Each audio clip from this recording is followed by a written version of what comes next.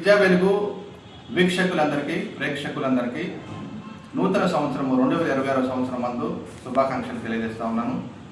ఈరోజు the importance of time in human life, మానవ జీవితంలో సమయం యొక్క ప్రాధాన్యతను మనము తెలుసుకోబోతా ఉన్నాము. ఇది ఎంతోమంది విద్యార్థులకు, ఎంతోమంది జీవితాలకు ఒక విలువైన సందేశంగా ఉంటుందని నేను భావిస్తూ ఉన్నాను. ఎందుకంటే సంవత్సరాన్ని ప్రారంభించాము, ఏ విధంగా ప్రారంభించామో, ఏ విధంగా ముగిస్తూ ఉన్నామో మనం తెలుసుకోవాలి. ఈ సంవత్సరం ముందు 365 రోజుల నుండి సంవత్సరము మనకుంది. మానవ జీవితాన్ని ఒక డైరీతో పోలిస్తే మనము ప్రతిరోజు కూడా ఎలా ఫేస్ చేస్తూ ఉన్నాము, ఎలా ఎదుర్కొంటూ ఉన్నాము, ఏ విధంగా మన జీవితాన్ని గడుపుతూ ఉన్నాము, ఏ విధంగా మన యొక్క జీవితాన్ని, మన సమయాన్ని దాని విలువైనదిగా చూస్తూ ఉన్నామో మనం ఎరిగి ఉండాలి. ఫ్రాన్స్ చక్రవర్తి వంటి నెపోలియన్ ఏమన్నాడంటే, నేను ప్రపంచంలో మీకు ఏదైనా ఇవ్వగలను కానీ సమయాన్ని మాత్రము ఇవ్వలేనని చెప్పి గొప్ప మాటను తెలియజేయడం జరిగింది. చూడండి, యొక్క విశ్వంలో, అంతరిక్షంలో, ఈ యొక్క మహావిశ్వంలో భూమి గంటకు 1610 కిలోమీటర్ల వేగంతో తన చుట్టూ తాను తిరుగుతూ ఉంది. అదేవిధంగా భూమి చుట్టూ ఈ యొక్క చంద్రుడు గంటకి 2700 కిలోమీటర్ల వేగంతో తిరుగుతూ ఉన్నాడు. ఈ భూమి చంద్రుడు రెండు కలిసి కూడా సౌర వ్యవస్థ అంటే సూర్యుని చుట్టూ 1,05,600 కిలోమీటర్ల వేగంతో తిరగబట్టే ప్రతి దినం కూడా మనం good morning, good afternoon, good evening చెప్పుకోవడానికి మనం ఎదుర్కొంటా ఉన్నాం. అవి కనుక తిరగకపోతే ఒకసారి ఏమైతే ఆలోచించండి, మనము ఆ విష్ హ్యాపీ న్యూ ఇయర్ చెప్పలేం కదా. అంటే సమయం అనేది చాలా చాలా అత్యంత ప్రాధాన్యత కలిగింది. చూడండి, పేదవాడి మొదలుకొని ధనవంతుడి వరకు కూడా అందరికి కూడా రోజుకి 24 గంటలు అనగా 1440 నిమిషాలు మనం కలిగి ఉంటా ఉన్నాము. మన అకౌంట్లో ప్రతిరోజు కూడా 1440 ఆ యొక్క రూపాయలు మనకి ఇచ్చినప్పుడు ఏ విధంగా యూటిలైజ్ చేస్తూ ఉన్నామో, ఏ పనులకు ఎంత సమయాన్ని వెచ్చిస్తూ ఉన్నామో మనం జ్ఞానం కలిగి మనం ఆలోచన చేయాలి.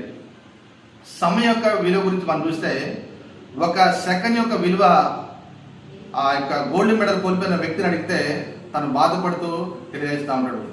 ఒక నిమిషం యొక్క విలువ మనం ఎక్కడ తెలుసుకోవచ్చు అంటే, చూడండి, ఏదైనా ఒక ట్రైన్ మిస్ అయిపోయినప్పుడు ప్రయాణంలో నేను ఒక్క నిమిషంలో ఈ యొక్క ట్రైన్ మిస్ అయిపోయానని చెప్పి బాధపడుతూ ఉంటాడు. అదేవిధంగా ఒక గంట యొక్క విలువ తెలియాలంటే, ఏదైనా ఒక యాక్సిడెంట్ అయినప్పుడు డాక్టర్ చెప్తా ఉంటాడు, ఒక గంట లోపల కనుక తీసుకొని వచ్చి ఉంటే అతను బ్రతికేవాడేమో.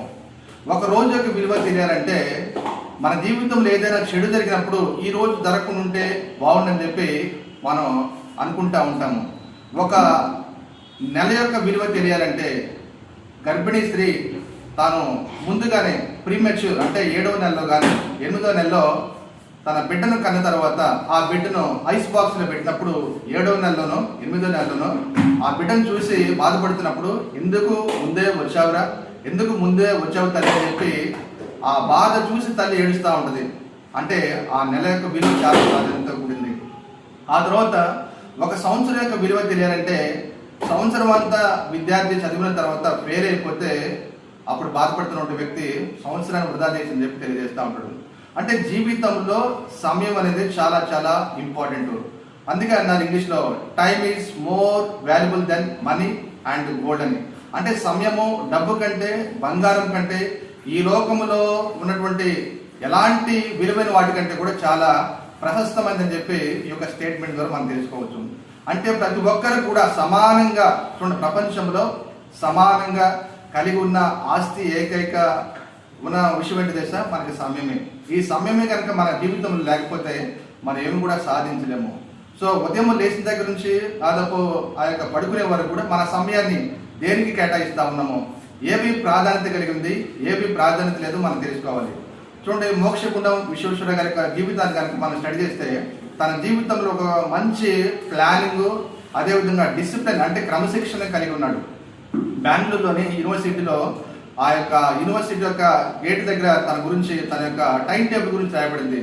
తాను ఎన్ని గంటలు లేచేవాడో, ఎన్ని గంటలకు ఏ పని చేసేవాడో, ఎన్ని గంటలకు తన పని ముగించేవాడో, ఎన్ని గంటలకు తను పడుకునేవాడో చాలా క్లియర్గా రాయబడింది. అంటే ఎంత స్టాండర్డ్గా తను డిసిప్లిన్ కలిగి ఉన్నాడో మనం అర్థం చేసుకోవచ్చు. మానవుని యొక్క జీవితము ఒక మంచి ఉన్నతమైనటువంటి శిఖరాల్లో ఎదగాలంటే క్రమశిక్షణ అవసరము, ప్లానింగ్ కూడా అవసరం అండి. దీన్నే టైం మేనేజ్మెంట్ కూడా అని చెప్పవచ్చు. సో కాబట్టి సమయం అనేది చాలా చాలా విలువైంది. Time is like a river అని పోల్చుతూ ఉంటారు. Time is like a river and no one can stop it. అంటే సమయం అనేది ఒక నదితో పోల్చబడింది. సిఏ బౌల్స్ అనే రచయిత్రి ఈ యొక్క నదిని 4 భాగాలుగా విభజించింది. రివర్ రివర్ లిటిల్ రివర్ అని చెప్పి 9th క్లాస్లో ఒక అద్భుతమైన పోయం ఉంది. ఆ యొక్క నది మొదటి ప్రవాహము, 2వ ప్రవాహము, 3వ ప్రవాహము, 4వ ప్రవాహంలో మొట్టమొదటి ప్రవాహం అంటే ఆ నది స్టార్ట్ అయ్యే క్రమాన్ని చైల్డ్హుడ్ అంటే బాల్య దశతో పోల్చబడింది. చూడండి, బాల్య దశలో ఉరకలేస్తూ గంతు వేస్తూ ఉంటారు పిల్లలు. అదేవిధంగా నది కొంత దూరం వెళ్ళిన తర్వాత చాలా బలంగా పరిగెడుతూ ఉంటుంది. ఈ బలంగా పరిగెత్తే స్టేజ్ ఎలా ఉంటారంటే టీనేజ్గా మనం చూడవచ్చు. ఆ తర్వాత ఆ నది విశాలంగా మారుతూ ఉంటుంది. ఈ విశాలంగా మారే ఈ యొక్క స్థితిని లేదా దశన ఉంటారంటే మిడిల్ ఏజ్ అని కూడా చెప్పవచ్చు.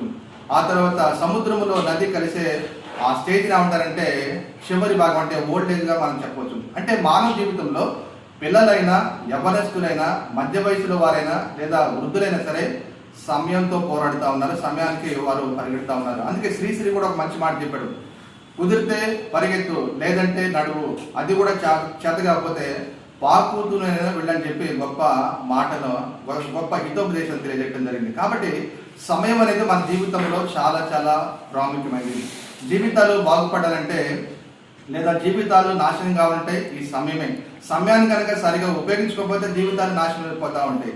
సమయాన్ని ఎవరైతే యూటిలైజ్ చేసుకుంటూ ఉంటారో, సమయాన్ని ఎవరైతే పొదుపుగా వాడుతూ ఉంటారో వారి జీవితాల్లో ఉన్నత శిఖరాలు ఎదుగుతూ ఉంటాయి. డాక్టర్ బిఆర్ అంబేద్కర్ గారైనా లేదంటే ప్రపంచంలో గొప్ప గొప్ప మేధావులు వారు గొప్ప గొప్పగా చదువుకొని సమయాన్ని యూటిలైజ్ చేసుకొని ప్రపంచానికి పరిచయం అయ్యారంటే వారు కలిగి ఉండే సమయాన్ని చాలా జాగ్రత్తగా ఉపయోగించారు. కాబట్టి మన జీవితంలో ఉన్నత శిఖరాలు ఎదగాలంటే ఈ స్థితి నుంచి ఉన్నతమైన శిఖరాలు మనం చేరాలంటే సమయం అనేది చాలా చాలా ప్రాముఖ్యం.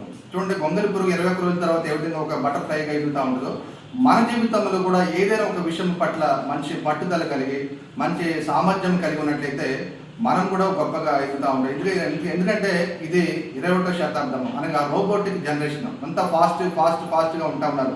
మనం కనుక అప్డేట్ కాకపోతే మన జీవితంలో అవుట్డేట్గా మారిపోతూ ఉంటాయి. అంటే దేనికి పనికి రాకుండా పోతూ ఉంటాయి. కాబట్టి సమయాన్ని ఉపయోగించుకోండి.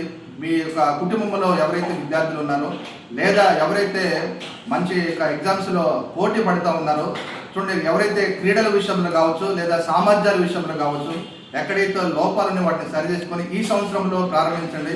మీ జీవితంలో గొప్ప అద్భుతాలు చూస్తూ ఉంటారు. ఏదైనా ఒక రంగంలో కనుక 10,000 గంటలు కనుక మీరు కేటాయిస్తే మీరు ఎక్స్ట్రాడినరీగా మాత్రని చెప్పి పరిశోధనలు తెలియజేస్తూ ఉన్నాయి. కాబట్టి ఈ యొక్క టైం మేనేజ్మెంట్ గురించి, టైం యొక్క ప్లానింగ్ గురించి, సమయం యొక్క విలువ మనం తెలుసుకున్నప్పుడు మనం జ్ఞానం కలిగి ఎదుగుతాము. కాబట్టి ఈ యొక్క సందేశాన్ని మీరు వినండి, పరిశీలించండి, పరీక్షించండి, నలుగురికి షేర్ చేయండి. Thank you. All the best.